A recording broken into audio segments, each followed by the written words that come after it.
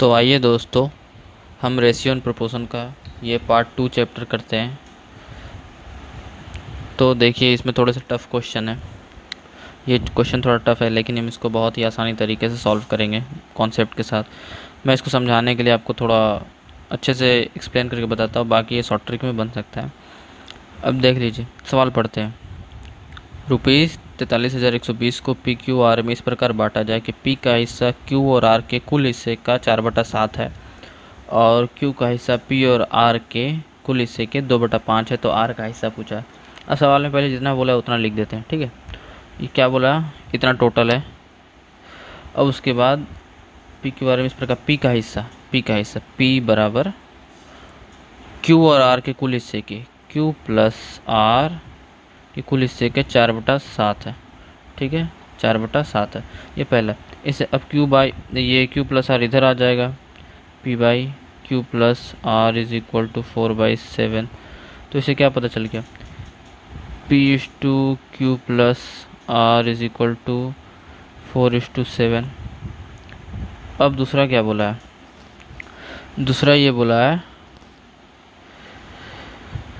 दूसरा बोला है कि क्यू का हिस्सा क्यू बराबर पी और आर के कुल हिस्से का पी प्लस आर के कुल हिस्से का 2/5 है।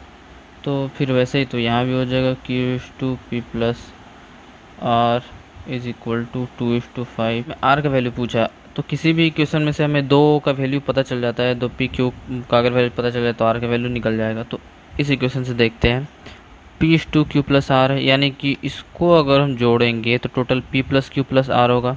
तो P plus Q plus R का वैल्यू दिया हुआ है यहाँ पे, ठीक है। तो यानी कि 7 और 4 कितने हो जाएंगे, 11 यूनिट बराबर 43120। तो 1 यूनिट बराबर कितने हो जाएंगे, 1 यूनिट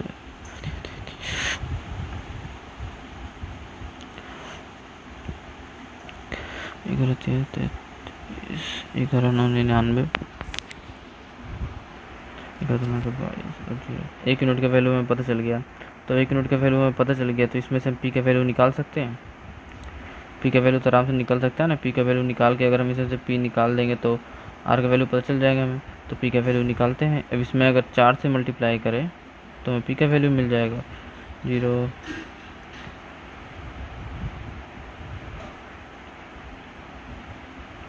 ये हो गया हमें पी का वैल्यू। अब हमें एक और निकालना है, ठीक है। अब हमें चाहिए इस इक्वेशन से हम निकाल के, जैसे इस इक्वेशन में भी वही है, तो इसको भी ऐड करेंगे तो P plus Q plus R होगा। P plus Q plus R होगा तो यहाँ पे 5 + 2 इज इक्वल टू 7 यूनिट बराबर 43120, 1 यूनिट बराबर, ठीक है। अब इसमें अगर हम पी प्लस आर निकाल दें, क्योंकि हमें पी का वैल्यू पहले से है, पी का वैल्यू पहले से पता है, तो पी प्लस आर निकाल के इसमें से पी को माइनस कर देंगे तो हमें मिल जाएगा। तो इसका वैल्यू कितना है, 5।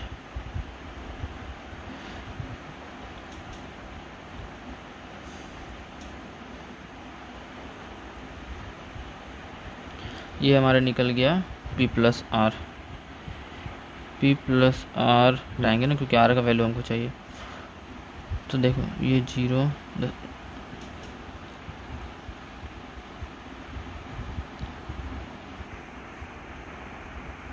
यानी कि आंसर आ गया पी के बराबर, सॉरी आर के बराबर पी तो कट जाएगा।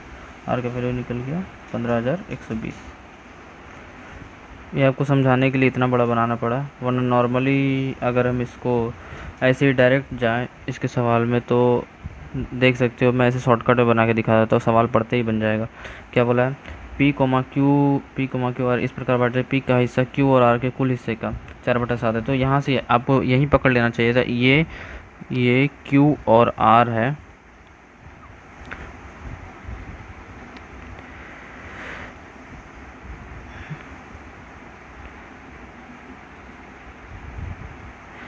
ये क्यू और आर है और ये पी है, तो इसको ऐड कर देंगे, पी क्यू आर हो जाएगा। तो यहीं पे आपको निकाल देना चाहिए था 11 यूनिट।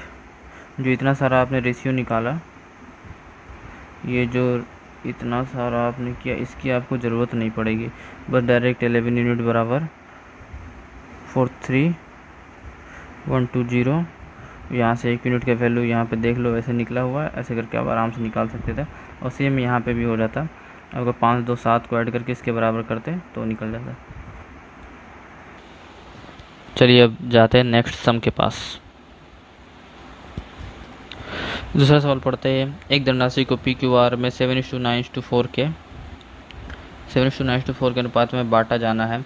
यदि पी को आर से 1500 अधिक मिले तो पी और क्यू के हिस्से का अंतर ज्ञात कीजिए। ये थोड़ा इजी सवाल है, इसमें ज़्यादा कोई दिक्कत नहीं है। आप देख सकते हैं P/Q/R दिया हुआ है 7:9:4, ठीक है। अब सवाल में बोला क्या है, सवाल में जो बोला है उसको पकड़ते हैं। सवाल में ये बोला है, अब देखिए कि P को R से 1500 अधिक मिलते हैं, ठीक है। यानी कि P को R से 1500 अधिक मिलते हैं तो P R से कितना ज़्यादा है, यहाँ पे कितने यूनिट ज़्यादा है, 3 यूनिट। तो 3 यूनिट इज इक्वल टू 1500। यहीं से हमें पता चल गया एक वैल्यू। अब इसे हम आराम से निकाल लेंगे। और पूछा क्या है, P और Q के हिस्से का अंतर ज्ञात कीजिए। यानी कि इसने ये निकालने के बोला है, इन दोनों के बीच के P और Q के बीच के हिस्से का अंतर। P और Q के बीच कितना अंतर है, देखो 7 से 9 के बीच में कितना अंतर है, 2 यूनिट का अंतर निकालने के लिए बोला है। तो हमें तो पहले ही यहाँ 3 यूनिट का वैल्यू दे दी, 2 यूनिट का वैल्यू पूछे तो आराम से निकल जाएगा। तो 1 यूनिट बराबर कितना हो जाएगा, 1500/3। तो 2 यूनिट बराबर, तो इसमें 2 से मल्टीप्लाई कर देंगे, हो जाएगा। देख ले 3 5 15, ये 5 बार में कट जाएगा। तो यानी कि 15 10,000, ये हो गया आपका आंसर। तो चलिए नेक्स्ट सवाल की ओर चलते हैं।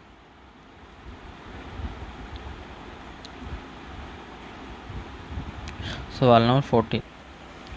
चलिए बनाते हैं इस सवाल को, पहले पढ़ते हैं। ए और बी की कीमतों का अनुपात 5:9 है, ठीक है। सी और डी की कीमतों का अनुपात 24:13 है। ये लाइन पड़ेगा, सी की कीमत बी की कीमत से 1500 अधिक है। ये एक सेंटेंस दे दिया हमें सवाल बनाने के लिए। और दूसरा सेंटेंस है, डी की कीमत 1300 है। एक तो वैल्यू ही दे दिया हमें ताकि हम आगे वैल्यू निकाल सके, तो इसमें कोई दिक्कत नहीं है। हम सवाल पहले बनाना शुरू करते हैं। ए और बी की कीमतों का अनुपात दे दिया है 5:9, तो लिखेंगे A/B। आप लोग इतना मत लिखिए, मैं आपको समझाने के लिए लिख रहा हूँ, आप डायरेक्ट बना सकते हैं। और C/D बराबर दे दिया है 24:13। अब बोला क्या है, बोला है सी की कीमत बी की कीमत से 1500 अधिक है। तो यहाँ तो ये नहीं होगा, तो यहाँ एक वैल्यू हमें दिख रही है, डी की कीमत 1300, यानी इफ डी की वैल्यू। अब देखिए ये डी की कीमत, इस डी की कीमत हमें दे दी गई है 1300 रुपये, यानी कि डी कितना है 13 है, यानी कि 13 यूनिट इज इक्वल टू 1300। तो 1 यूनिट इज इक्वल टू 100। हमें 1 यूनिट की वैल्यू पता चल गई, ठीक है। 1 यूनिट की वैल्यू पता चल गई, हमें चाहिए ही तो वही था। जब हमें 1 यूनिट की वैल्यू पता चल गई तो हम सी का भी वैल्यू निकाल सकते हैं। सी का वैल्यू कितना होगा, तो जब 1 यूनिट बराबर 100 तो सी कितना है 24। तो 24 यूनिट इज इक्वल टू 2400, ठीक है। अब हमें बताया गया है, क्या बोला है, इस लाइन को पढ़िए, सी की कीमत बी की कीमत से 1500 अधिक है, यानी कि ये सी की कीमत है, ठीक है, ये सी की कीमत है। तो बी की कीमत क्या होगी, तो अगर हम इसमें से ये सी निकल गया तो बी निकालने की क्या करना पड़ेगा, सी माइनस 1500 करेंगे तो बी निकल जाएगा। तो सी कितना दिया हुआ है हमारा, सी 2400 दिया हुआ है, तो 2400 में से 1500 घटा दो तो आ जाएगा 900। ये अब हमारे बी निकल गया। अब देखिए बी का वैल्यू यहाँ पे दिया हुआ है, ठीक है। बी का वैल्यू कितना दिया है 9, A/B 5:9 दिया है ना। तो यहाँ से ये हमें पता चल गया कि 9 unit is equal to 900। Then value किसका पूछा, ए की कीमत, तो ए की कीमत पता चल जाएगी हमें। ए की कीमत कितना, तो 1 यूनिट बराबर वही होगा 900/9 इज इक्वल टू 100। तो 5 यूनिट बराबर 100 में से 5 मल्टीप्लाई करेंगे तो आ जाएगा 500। ये हो गया आपका आंसर, ठीक है। आई होप सबको समझ में आ रहा होगा। चलिए नेक्स्ट सवाल की ओर बढ़ते हैं।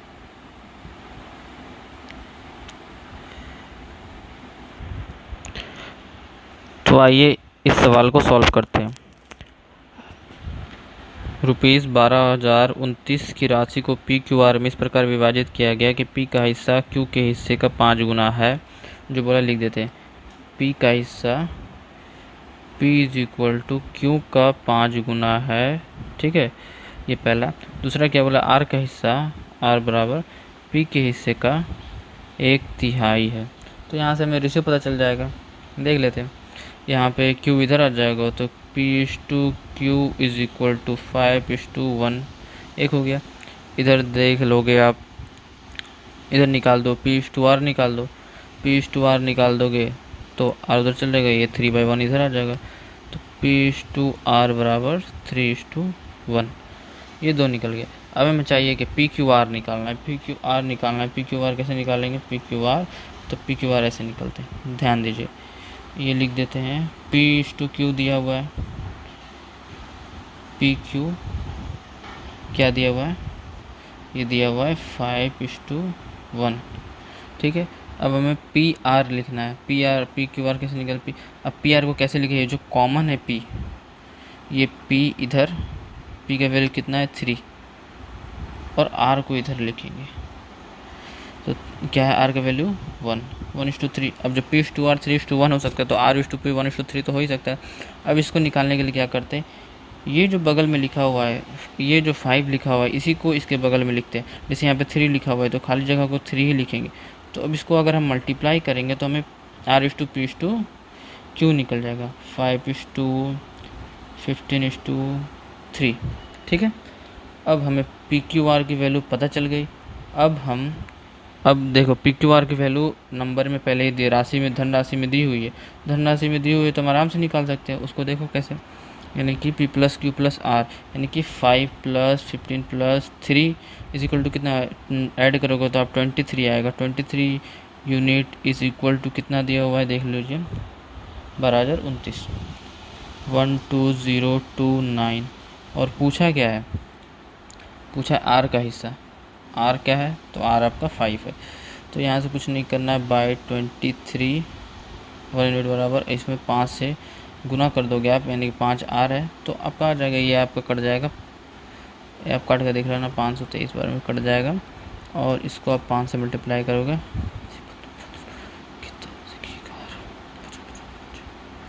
ये हो जाएगा 26-15, सी आंसर। तो आई होप आपको समझ में आ रहा होगा। नहीं समझ में आ रहा होगा आप कमेंट कीजिए, बताइए कहाँ नहीं समझ में आया, मैं एक्सप्लेन करूँगा उन सब चीज़ों को। और अब नेक्स्ट क्वेश्चन पे चलते हैं। तो आइए ये सवाल करते हैं। P/Q का वैल्यू दिया हुआ है और P/R का वैल्यू दिया हुआ है। तो 3P 4Q और 3R का वैल्यू पूछा है। तो पहले हम PQR निकाल लेते हैं। तो P/Q क्या है? 3:5, ये P/Q दिया हुआ था। और R जो बचा क्या? R। तो अब हम लिख लेते हैं P/Q 3, अब P कॉमन है ना, P ये है 2:R क्या है 3। अब जो बगल वाला है वो बगल वाले को लिख देंगे, इसके बगल में 3 है, यहाँ पे 3 हो जाएगा, और ये 2 है तो 2 के बगल में 2। अब इसको मल्टीप्लाई करके निकाल देंगे।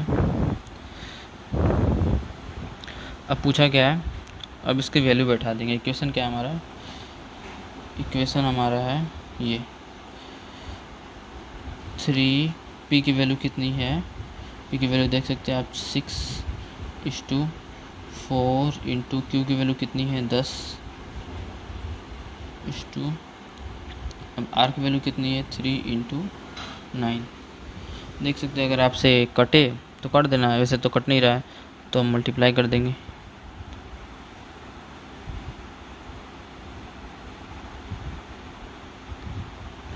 ये हो गया हमारा आंसर। तो चलिए अब नेक्स्ट सवाल की ओर चलते हैं।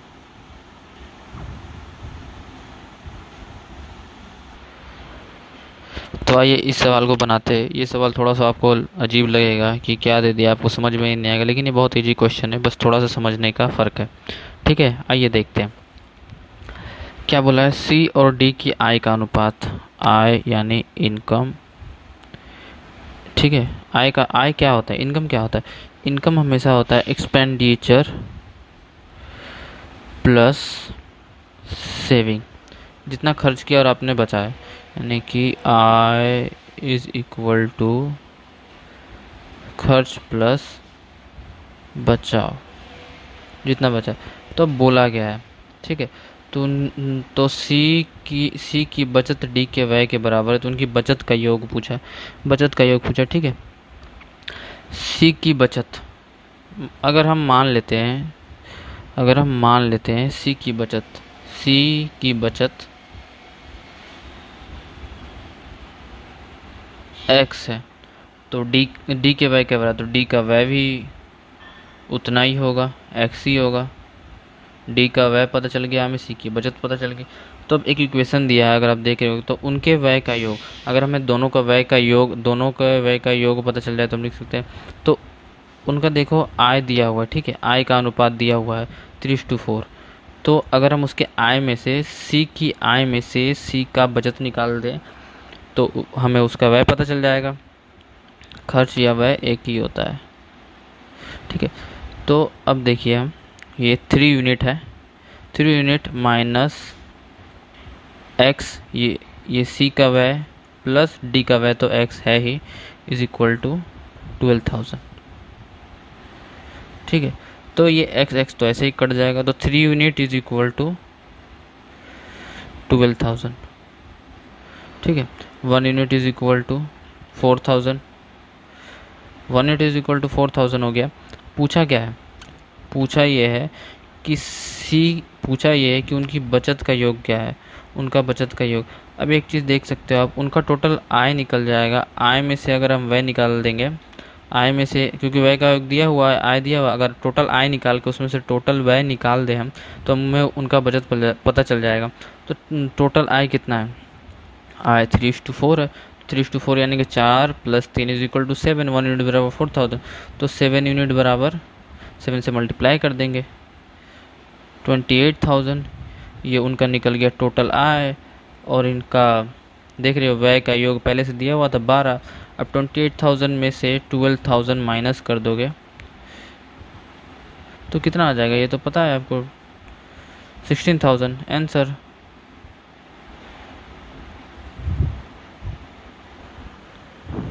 तो आइए इस सम को बनाते हैं।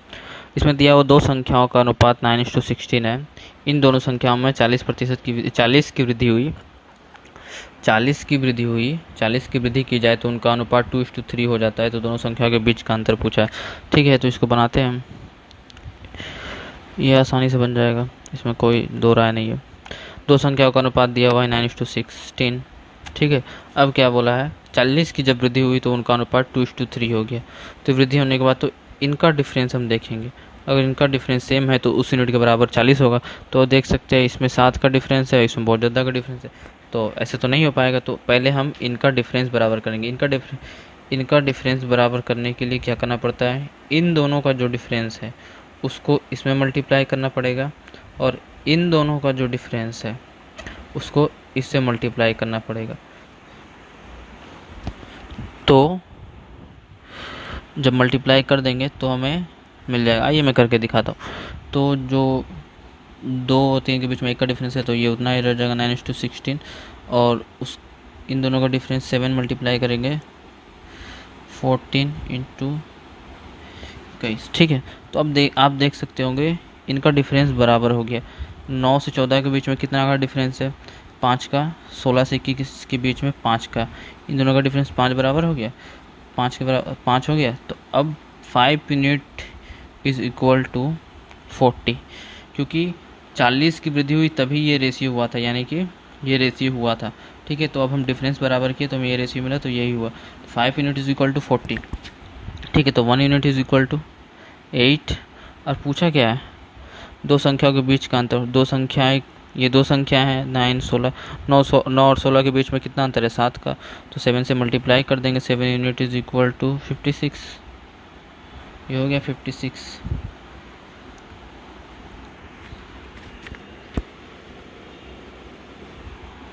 चलिए नेक्स्ट सवाल की ओर, चलिए इस सवाल को बनाते हैं। इस सवाल को हम आराम से शॉर्ट तरीके से बनाने की कोशिश करेंगे, जितना आराम से बन सके और शॉर्ट तरीके से इसका कॉन्सेप्ट लेंगे।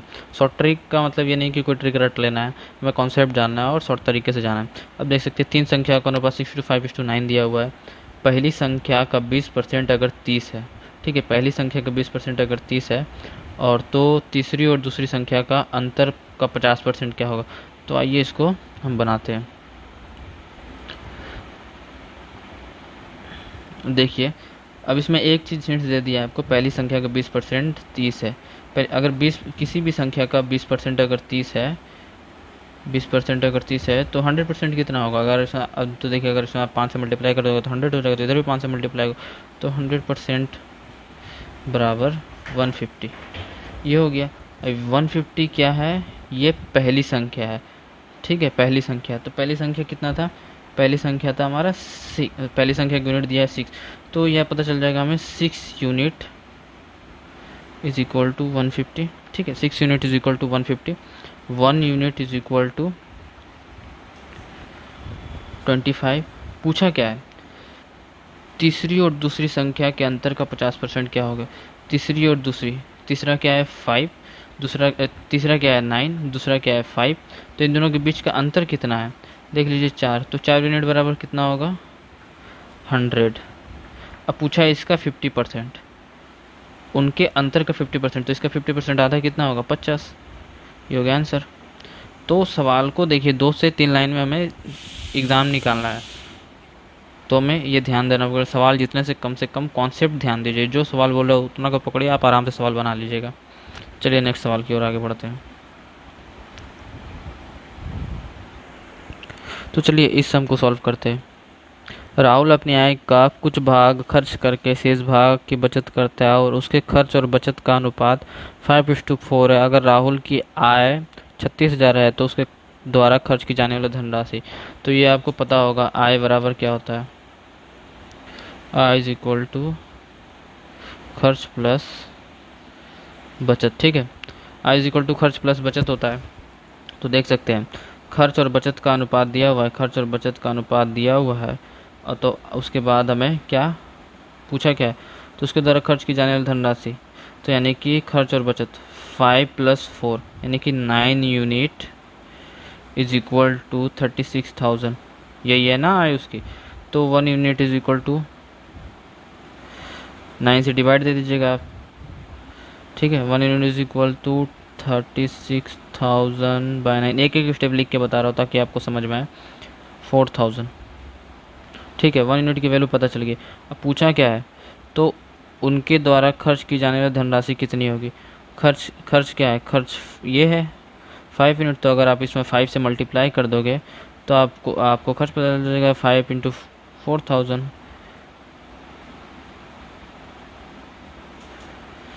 5 × 4,000 20,000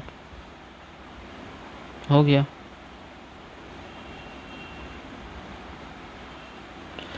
चलिए नेक्स्ट सवाल की ओर आगे बढ़ते हैं, समझते हैं उसको।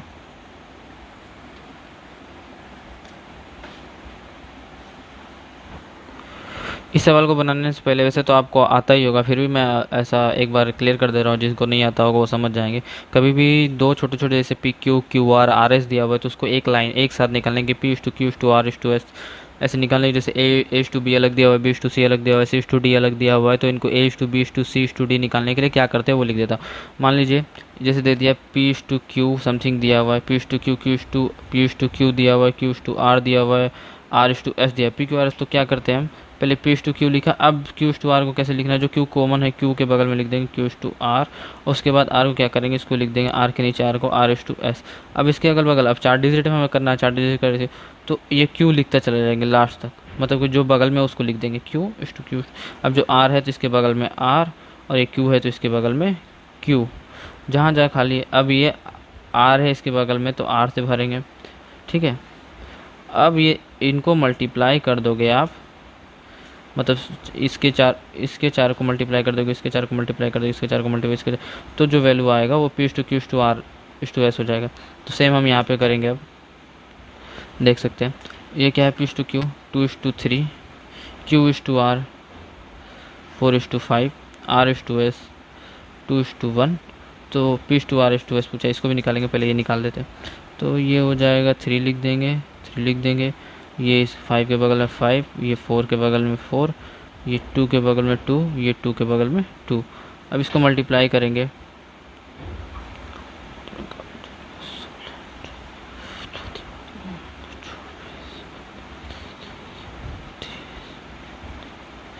ठीक है। अब ये आ गया, अब पूछा क्या है, अब देखिए ये कटेगा नहीं, तो ये निकल गया P/Q/R/S। तो पूछा क्या है, P/R/S। P क्या है 16, R क्या है 30, S क्या है 15। तो ये हो गया आपका आंसर 16:30:15। ठीक है, चलिए नेक्स्ट क्वेश्चन की ओर। तो आइए इस सवाल को बनाते हैं। इसमें देखिए 3 संख्याओं का अनुपात दिया हुआ है, 3 संख्याओं का अनुपात 2:3:5 है। ठीक है, यदि सबसे बड़ी संख्या और सबसे छोटी संख्या का योग 9800 है, तो बड़ी संख्या और छोटी संख्या में अंतर क्या है। ये बहुत ही आसान सवाल है, अगर आप इसको आसानी से बनाएं तो सवाल को समझने की कोशिश करिए। 3 संख्या 2:3:5, अगर जो रेशियो दे, अगर हम इसी को संख्या मान ले तो ध्यान से देखिए, बोला 2:3:5, तो इनमें सबसे बड़ी संख्या और सबसे छोटी संख्या का योग। सबसे बड़ी संख्या कौन है, सबसे बड़ी संख्या 5 है, सबसे बड़ी संख्या 5 है। ठीक है, सबसे बड़ी संख्या 5 है, सबसे छोटी संख्या 2 है। तो इनका योग कितना है, ये तो इनको योग करो तो 5 + 2 कितना हो जाएगा 7 यूनिट इज इक्वल टू 100। ठीक है, ये हो जाएगा। ठीक है, अब पूछा है तो छोटी संख्या, तो सबसे बड़ी और सबसे छोटी संख्या का अंतर क्या है। तो 5 और 2 के बीच में अंतर कितना है, इसमें और इसमें अंतर 3 का है। तो 3 unit is equal to question mark. तो 7 यूनिट बराबर पता है, तो 1 यूनिट बराबर कितना हो जाएगा 9/800/7, और 3 यूनिट बराबर, तो 3 पे मल्टीप्लाई कर देंगे इसे, तो 7 से काट देंगे।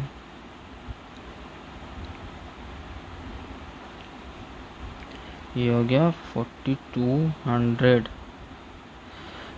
अब और भी बहुत सारे सवाल है रेशियो प्रपोर्शन की, इसको मैं पार्ट 3 में लेके आऊँगा। इस वीडियो को यहीं ख़त्म कर रहा हूँ, वरना वीडियो बहुत ज़्यादा लंबा हो जाएगा। आपको अच्छा लगे तो सब्सक्राइब कीजिए, मैं और आगे अपलोड कर